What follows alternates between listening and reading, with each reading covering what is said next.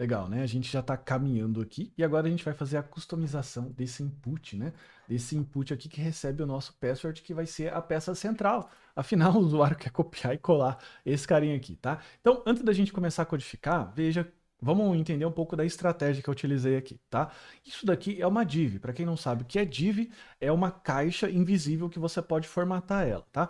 Eu formatei nesse caso aqui com bordas arredondadas, fundo branco e tem uma leve sombra aqui, se você depois aproximar você vai ver, ok? Aqui tem o input está escondido aqui, só que ele tem as bordas invisíveis. Eu coloquei aqui do lado mais dois buttons com uma imagem embutida e aqui embaixo tem uma outra div, ok? Só que essa div, ela é fininha, né? Fininha no sentido de altura para dar aquela sensação de barra, tá? Eu coloquei também essa outra div aqui com um fundo branco para dar essa sensação de barrinha. Olha só, legal, né? Então essa barrinha aqui é bastante utilizada em barras de progresso e você pode depois desenvolver a sua com base na que a gente vai desenvolver. Fechou?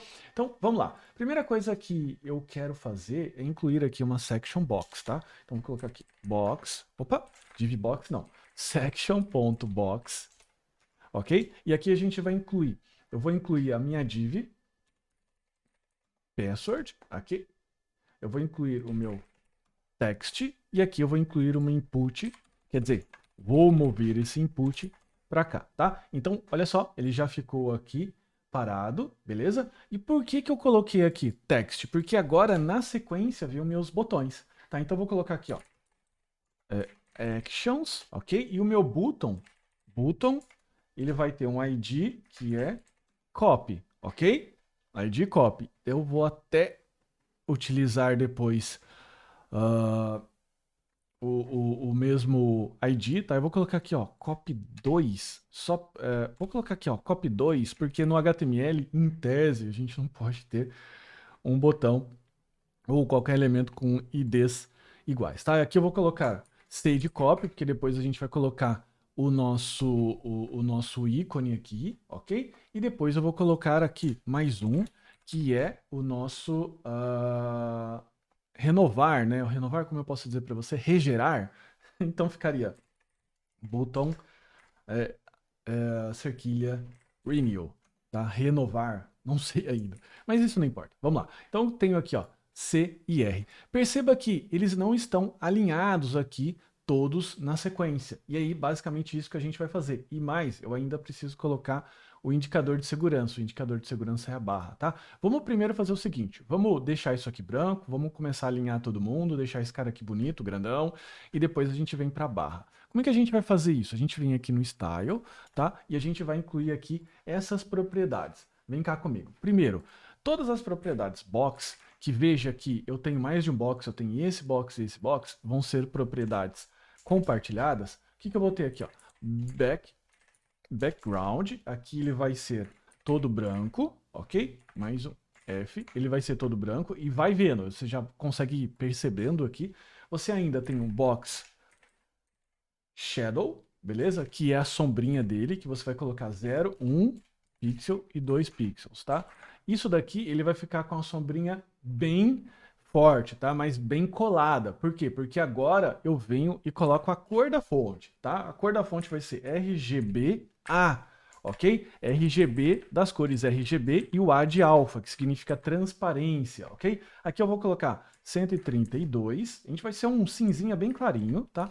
148, 165, daí você vai colocar assim, ó, 0,08. Essa é a porcentagem. E veja que ela ficou, né, bem discreta. Se você vier aqui e quiser brincar, você pode colocar aqui, ó, 4. Você vai ver que ela já vai ficar um pouco mais forte. Daí, eventualmente, você pode até deixar do seu gosto. Eu vou deixar, por exemplo, 0,1 aqui. Fica legal, né? Fica bem discreto, fica bonitinho. Vou colocar ainda aqui, ó, border, radius, radius, que daí significa isso daqui, o arredondamento do box, né? Perceba o arredondamento dele aqui. E ainda, no margin, no box, eu vou colocar aqui, ó, margin bottom. O que eu vou fazer aqui, ó? 3 unidades relativas. Então perceba que ele ainda dá uma margem aqui para baixo. Legal? Agora vem a parte do password. Legal? Veja que eu tenho, olha só, uma classe password. Não confunda classe com nome, tá? São atributos diferentes, legal? Eu poderia até colocar eventualmente um nome como password element, mas enfim, você já sabe que são coisas diferentes, tá? Então eu vou formatar essa div aqui, eu vou deixar ela legal, tá? E o que que eu preciso formatar? Eu preciso colocar todo mundo dentro da mesma linha, tá? Então o que que eu vou fazer? Vou colocar aqui, ó, password, ok? E vou fazer assim, ó, display flex. O que que esse display flex faz? Ele coloca todo mundo dentro da mesma linha, tá? E agora, o que que eu vou fazer? Eu vou colocar assim, password word.text.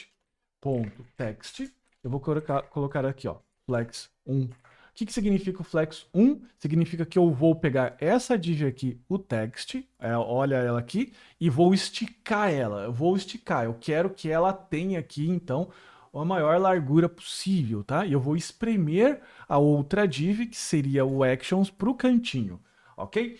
Agora, o que que a gente precisa fazer? Agora a gente precisa tratar esse input aqui, para deixar ele bem legal. Então, para a gente tratar esse input, eu vou colocar aqui, ó, ponto password, ponto text, beleza? Input. Então, eu quero pegar o input que está lá dentro dele. O que que eu vou colocar aqui? Eu vou colocar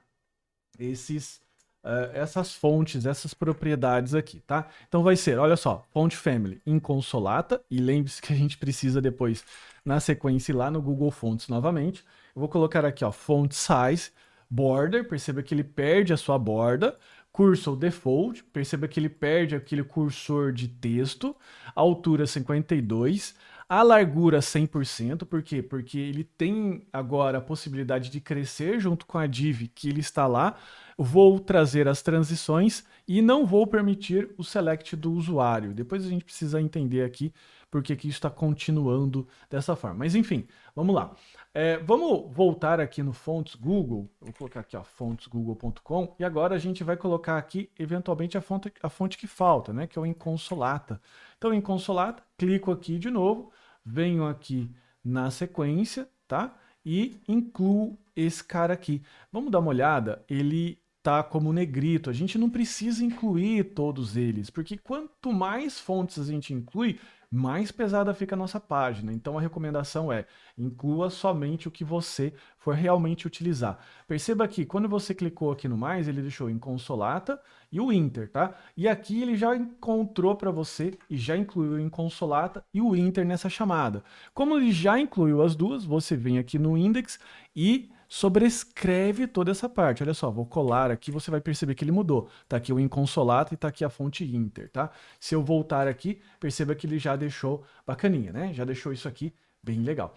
Agora, o que que a gente precisa fazer? Agora a gente precisa vir aqui e colocar a barrinha na parte de baixo e depois customizar os botões, beleza? Mas isso daqui a gente já vai fazer na sequência.